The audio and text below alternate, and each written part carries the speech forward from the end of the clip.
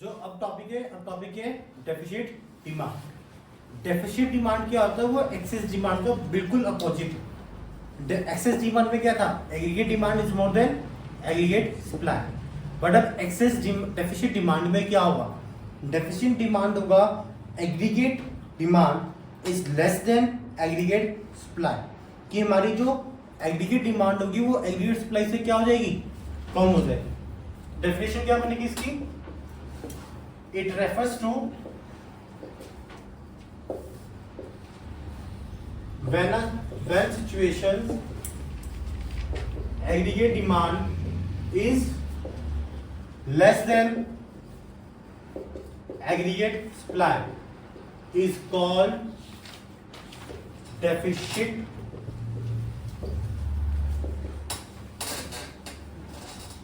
Demand. कि जब भी हमारी एग्रीगेट लेस हो जाएगी एग्रीगेट सप्लाई से, तो वो हमारा क्या बना देगा? Deficit demand. तो डायग्राम देखो कैसे बनेगा इसका। X axis Y origin like 45 degree AS C plus S. उसके बाद हम क्या बनाएंगे अपना एडी। एडी का फॉर्मूला क्या होता है? सी प्लस आई। ठीक है, ये आपका हो गया इक्विलिब्रियम। अब आपकी इक्विलिब्रियम में इन्वेस्टमेंट क्या होगी? कम हो गई, जिसके कारण आपका जो एग्रीगेट डिमांड होगा वो इक्विलिब्रियम फुल एम्प्लॉयमेंट लेवल से नीचे बनेगा। तो इसको हम बोलते हैं अंडर एम्प्लॉयमेंट लेवल। क्या बोलते हैं इसको? Under employment level. तो जो आपका ये गैप होगा this is called deflationary gap. इस गैप को क्या बोलेंगे? Deflationary gap. ये गैप है आपका, ये गैप होगा डिफ्लेशन गैप। एक्स एक्सिस पे आपका शो कर रहा है इनकम, वाई एक्सिस पे शो कर रहा है एग्रीगेट डिमांड और एग्रीगेट सप्लाई। क्लियर? और जो ये आपका है ये ऑटोनॉमस कंजम्पशन। क्लियर? तो जो आपका ये नीचे का जो डिफरेंस आया है इसको अंडर एम्प्लॉयमेंट लेवल भी बोलते हैं, डेफिसिट डिमांड भी बोलते हैं, और क्या बोलते हैं? Deflationary gap. पहले केस में क्या था? एक्सेस डिमांड में इन्फ्लेशन गैप था, और डेफिसिट डिमांड में क्या आएगा? Deflation gap. क्लियर? ये जो डिफ्लेशन गैप है इसका मतलब क्या है? मार्केट में लोगों के पास पैसा नहीं है कि वो अपनी कंजप्शंस को भी चला सके। उनकी कंजप्शन क्या है? ऑटोमेटिक कम होती जा रही है, जिसके कारण आपका मार्केट में क्या राइज हो गया? डिफ्लेशन राइज हो गई। तो डिफ्लेशन राइज होने के हमारे पास डिफरेंट रीजंस क्या होते हैं? पहला रीजन होगा डिक्रीज इन कंजम्पशन, कि हमने क्या करा? अपने कंजम्पशन को कम कर लिया है, तो उसके कारण हमारा क्या हो गया? हमारा डिफ्लेशनरी गैप राइज हो गया। सेकेंड रीजन क्या होगा हमारा? Increase in taxes. अब गवर्नमेंट ने क्या करा? टैक्सेस बढ़ा दिए, जिसके कारण मेरी मार्केट में क्या हो गई?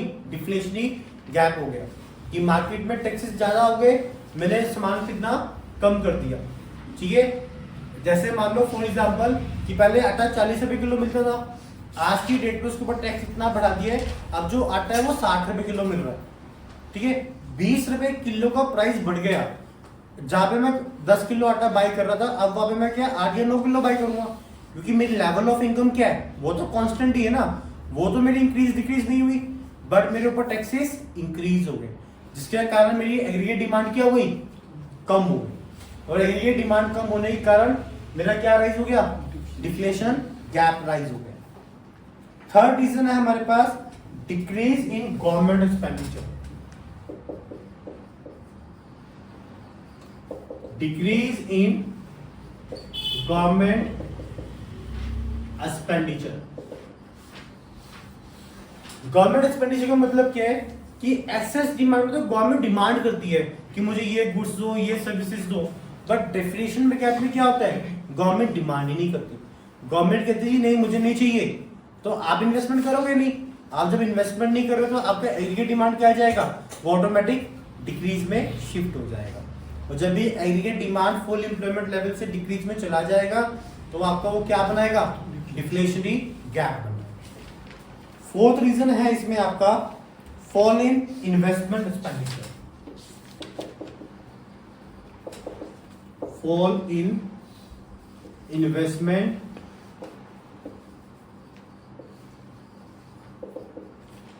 Expenditure. Fall in investment expenditure का मतलब क्या होगा कि आपने जो इन्वेस्टमेंट करना ही कम कर दिया, आपको लग रहा है नहीं नहीं यार इन्वेस्टमेंट में कुछ भी नहीं रखा, कोई रिटर्न्स नहीं आते। मेन जो भी इन्वेस्टमेंट होती है वो आरओआई की बेस पे होती है कि आपकी आरओआई अच्छी नहीं आ रही थी, जिसके कारण आपने इन्वेस्टमेंट कम करना शुरू कर दिया। और आपका इन्वेस्टमेंट एग्रीगेट डिमांड का कंपोनेंट है, जब इन्वेस्टमेंट कम हो रही है तो एग्रीगेट डिमांड पे डायरेक्टली इफेक्ट पड़ेगा। एग्रीगेट डिमांड क्या हो जाएगी, आपकी डिक्रीज हो जाएगी, तो जिसके कारण आपको क्या राइज हो रहा है, डिफ्लेशन गैप।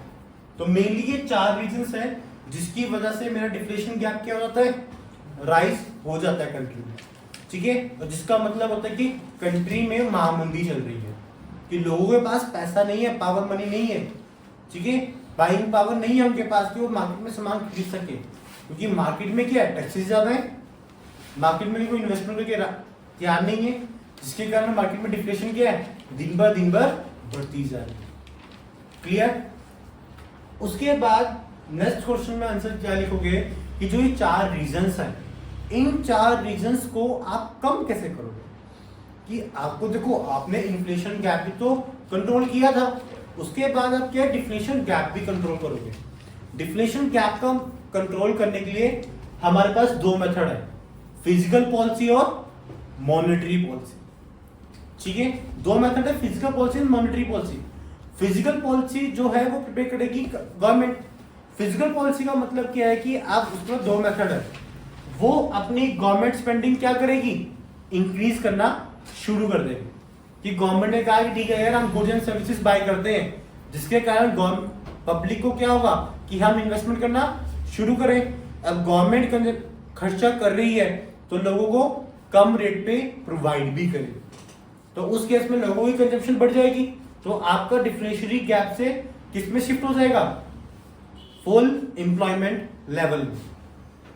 सेकेंड है फिजिकल पॉलिसी में डिक्रीज इन टैक्सेस, कि जो गवर्नमेंट ने टैक्स इंक्रीज किए थे अब गवर्नमेंट टैक्सेस को डिक्रीज कर देगी, जिसके कारण आपका डिफ्लेशनरी गैप किसमें कन्वर्ट हो जाएगा, फुल एम्प्लॉयमेंट लेवल में, ठीक है। वैसे ही आपकी मॉनेटरी पॉलिसी है। मॉनेटरी पॉलिसी क्या करती है, 2 मेथड है हमारे पास मॉनेटरी पॉलिसी में, क्वांटिटी मेथड और क्वालिटी मेथड। इसको हम क्रेडिट कंट्रोल भी बोलते हैं। क्या बोलते हैं, क्रेडिट कंट्रोल मेथड, जो आरबीआई करती है, reserve bank of India. First method है क्वांटिटी। क्वांटिटी में सबसे पहला क्या आता है हमारे पास, बैंक रेट। बैंक रेट क्या होता है, बैंक रेट का मतलब होता है कि जिस रेट पे आरबीआई कमर्शियल बैंक को लोन दे रही है, कि आरबीआई ने क्या करा, कमर्शियल बैंक को लोन दिया 10% पे, ठीक है, और मार्केट में कमर्शियल बैंक 12% पर लोन दे रहा था, तो अब वो डिफ्लेशन गैप कंट्रोल करने के लिए उस बैंक रेट को क्या कर देगी, डिक्रीज कर देगी, जिसके कारण मार्केट में डिफ्लेशन क्या हो जाएगी, कंट्रोल हो जाएगी। क्लियर। कि आपको देखो पॉइंट्स वही है एक्सेस डिमांड के भी, डेफिसिट डिमांड के भी। एक्सेस डिमांड में inflation, deficit demand means deflation. RBI दोनों चीज कंट्रोल करती है। आरबीआई को ना इन्फ्लेशन पसंद है ना डिफ्लेशन पसंद है, तो उस केस के लिए वो मॉनेटरी मेथड यूज करती है मैक्सिमम। पहला क्या यूज किया उसने, बैंक रेट, तो वो डिफ्लेशन में बैंक रेट को क्या कर देगी, डिक्रीज कर देगी, जिसके कारण कमर्शियल बैंक को कम रेट पे इंटरेस्ट मिलेगा और commercial bank come rate of interest में मार्केट में लोन देना शुरू करेगा, जिसके कारण गवर्नमेंट, लोगों के पास पैसा आएगा और लोगों के पास पैसा आ जाएगा, बाइंग पावर इंक्रीज हो गई तो कंजम्पशन इनकी ऑटोमेटिक इंक्रीज हो जाएगी। उसके बाद सेकंड पॉइंट है रेपो रेट। रेपो रेट का मतलब होता है कि आरबीआई ने शॉर्ट टर्म के लिए कमर्शियल बैंक को लोन दिया, 1 साल के लिए, 6 मंथ्स के लिए, उसको बोलते हैं रेपो रेट, ठीक है। तो वो रेपो रेट को भी क्या कर देगी, डिक्रीज कर देगी। थर्ड है हमारे पास reverse repo rate. Reverse repo rate का मतलब क्या होता है, अब इसमें उल्टा हो जाएगा। अब कमर्शियल बैंक आरबीआई को लोन देगा शॉर्ट टर्म के लिए, ठीक है। शॉर्ट टर्म के लिए कौन लोन दे रहा है, कमर्शियल बैंक आरबीआई को। उसको बोलते हैं रिवर्स रेपो रेट। अगर उसको एक्सेस डिमांड कंट्रोल करना है वो रिवर्स रेपो रेट को इंक्रीज कर देगा। एक्सेस डेफिसिट डिमांड कंट्रोल करना है तो इस रिवर्स रेपो रेट को क्या कर देगा, डिक्रीज कर देगा, ताकि कमर्शियल बैंक आरबीआई को लोन ना दे। कमर्शियल बैंक किसको लोन दे, पब्लिक को, ताकि पब्लिक के पास बाइंग पावर इंक्रीज हो जाए और आपकी डिफ्लेशन किसमें कन्वर्ट हो जाएगी, फुल एम्प्लॉयमेंट लेवल में। Next point, purchase of security. ये मेनली आता है ओपन मार्केट ऑपरेशन में। ओपन मार्केट ऑपरेशन क्या होती है, जहां पर आरबीआई अपने सिक्योरिटीज परचेज एंड सेल करती है और उस परचेज एंड सेल सिक्योरिटीज को कोई भी खरीद सकता है। कमर्शियल बैंक भी खरीद सकता है, हाउस होल्ड भी खरीद सकता है, एनीवन जो भी कंट्री का मेंबर है वो उसको खरीद सकता है। ठीक है, तो डेफिसिट डिमांड के केस में वो क्या होगा, आपका एक्सेस जो होगा हमारा सिक्योरिटीज उसको वो परचेज करना शुरू कर देगी। कि मार्केट में क्या है, पैसा नहीं है ना, तो गवर्नमेंट पब्लिक अपनी सिक्योरिटीज बेचेगी। ठीक है, जैसे कोविड आया, कोविड में क्या हुआ, ये चीज हुई ना, जो लोग गरीब थे जिनके पास पैसा नहीं था घर चलाने के लिए, तो उन्होंने अपनी सिक्योरिटीज को क्या किया, सेल आउट करना शुरू किया, और जिनके पास पैसा था उन्होंने वो खरीदना शुरू किया। तो आरबीआई अब यही करेगी, आरबीआई उस सिक्योरिटीज को परचेज करेगी ताकि लोगों के पास क्या जाए, पैसा जाए। लोगों के पास पैसा जाएगा और अपनी कंजप्शन करना शुरू कर देंगे और मार्केट डिफ्लेशन से किस पे आ जाएगी, नॉर्मल पोजीशन पे आ जाएगी। उसके बाद लास्ट आता है सीआरआर और LRR. CRR means cash reserve ratio. Cash reserve ratio क्या होती है, वो परसेंटेज जब कमर्शियल बैंक लोन देने के टाइम अपने पास कैश में कुछ अलग से रिजर्व रख लेते हैं, तो अब वो सीआरआर को डिफ्लेशन के टाइम क्या कर देगी, वो डिक्रीज कर देगी, ताकि ज्यादा से ज्यादा अमाउंट लोन की कहा जा सके पब्लिक के पास। एलआरआर का मतलब होता है लिक्विड रिजर्व रेशियो। इस केस में वो अपने पास गोल्ड का रिजर्व, सिल्वर का रिजर्व, वो बॉन्ड्स का रिजर्व रखती है, तो उसको भी क्या कर देगी, वो डिक्रीज कर देगी, ताकि ज्यादा से ज्यादा अमाउंट ऑफ लोन पब्लिक में डिस्ट्रीब्यूट कर सके, जिसके कारण आपका deflation gap full employment level में क्या हो जाएगा, शिफ्ट हो जाएगा। ठीक है, ये तो उसके बाद क्वांटिटेटिव मेथड्स हैं। तो वैसे ही उसके बाद कुछ क्वालिटेटिव मेथड्स भी। देखो सिंपल सा मतलब है, क्वांटिटी का मतलब है नंबर्स पे खेलेगा, इंटरेस्ट रेट पे खेलेगा वो।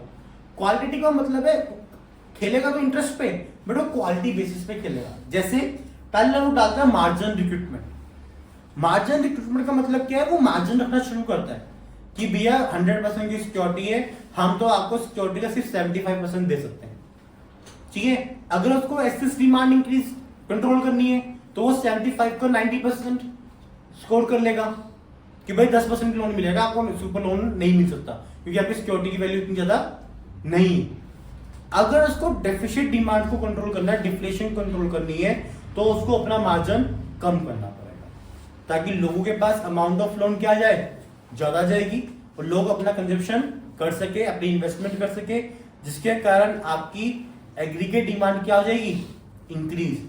और जब aggregate demand is equal to aggregate supply हो जाएगी तो आपका इक्विलिब्रियम लेवल बन जाएगा, और उस इक्विलिब्रियम लेवल को क्या बोलते हैं, full employment level. And last, credit rationing.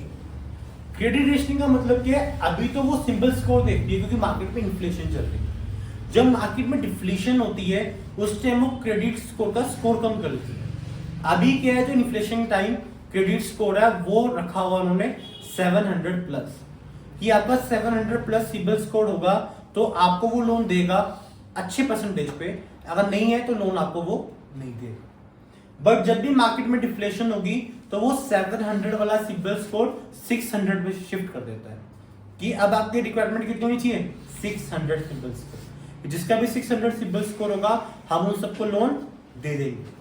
उनका मेन मोटिव ही क्या है कि मार्केट से डिफ्लेशन को गायब करना, ताकि मार्केट में क्या रहे, फुल एम्प्लॉयमेंट लेवल। क्लियर? तो ये क्या हमारे पास measures to control deficit demand, कि ये इस मेजर्स की मदद से हम इस अपने डिफ्लेशनरी गैप को क्या कर सकते हैं, शिफ्ट कर सकते हैं इक्विलिब्रियम लेवल में। जब मेरा एडी इज इक्वल टू क्या होगा, AD is equal to AS, इसको हम बोलते हैं फुल एम्प्लॉयमेंट लेवल। ठीक है, तो उसने उस मेजर्स को यूज करके, फिजिकल मेजर्स को, मॉनेटरी मेजर्स को यूज कर उसने वो डिफ्लेशनरी गैप किसमें शिफ्ट कर दिया, फुल एम्प्लॉयमेंट लेवल। ठीक है, ये आपका टॉपिक था डेफिसिट डिमांड।